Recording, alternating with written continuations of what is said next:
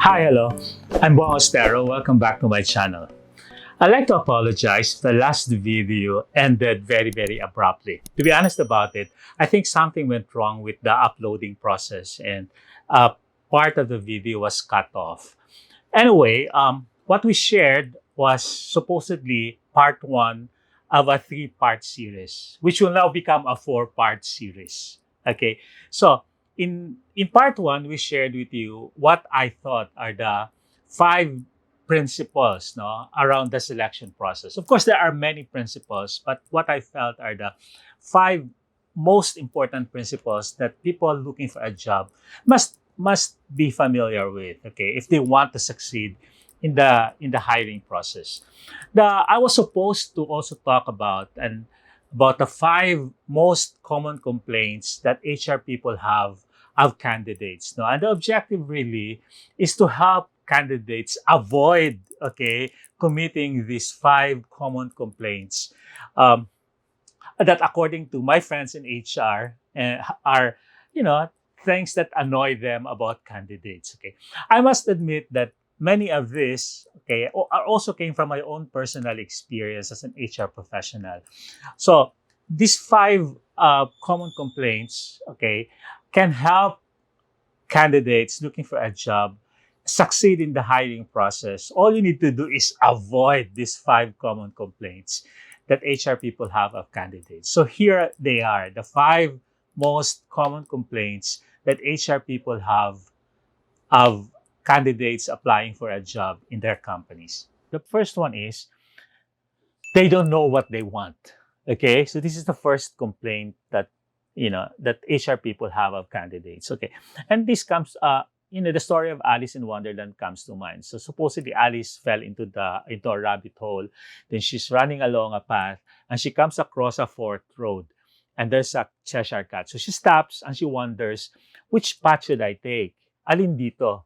And she asks the cat, "Excuse me, where is this path going?" And the cat asks her, where do you want to go?" And Alice says, "I don't know." And the cat says, "Well, if you don't know where you're going, it doesn't matter where you end up. It doesn't matter where that path is going to take you." And that story has a lot of applications in the selection process. If you don't know why you're applying with that company, then why should the HR person care about hiring you? So very often, you know, you're going to be asked questions like, why did you apply with us? Or why this job? Or what is your long-term career goal? Or what is it that you really want? And you need to make sure that you actually have a goal for yourself, no?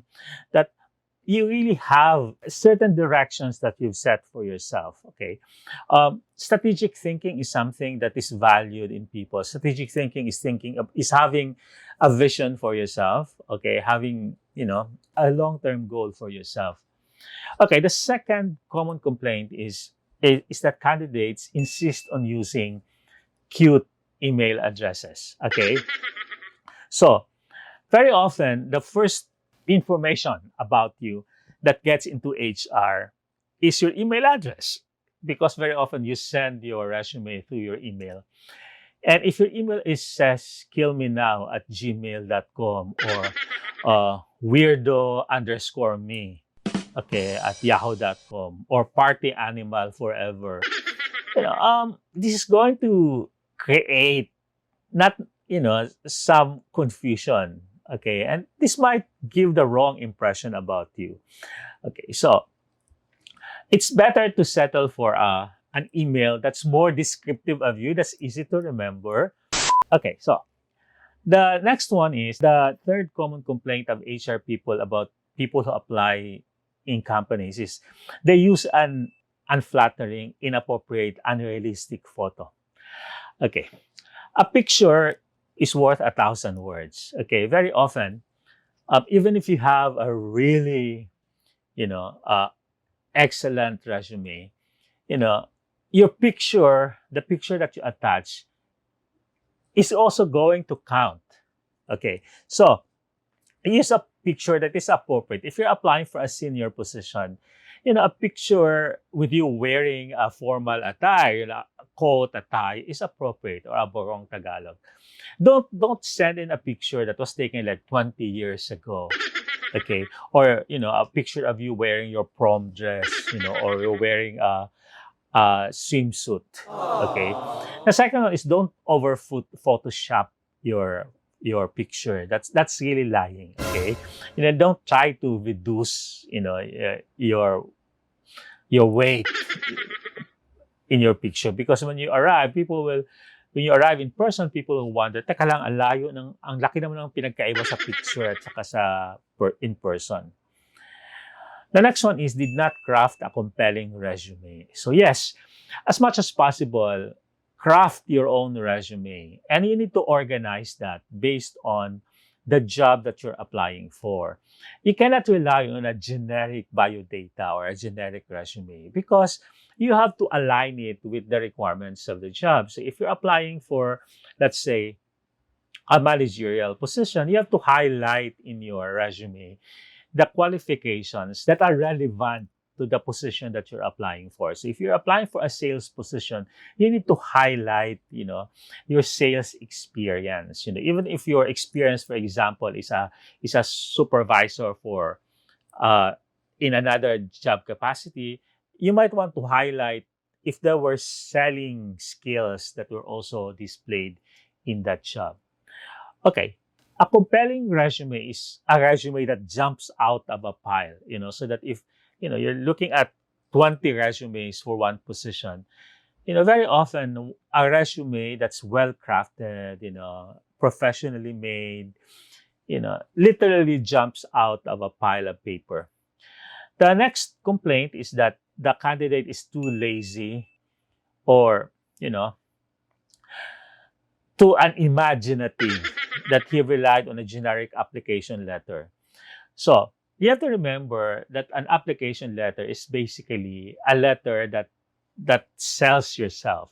Keep it short, but keep it relevant. Okay, keep it direct to the point. Make sure it's grammatically correct and it's professionally composed in terms of the fonts, the format, the stationery that you used. Okay.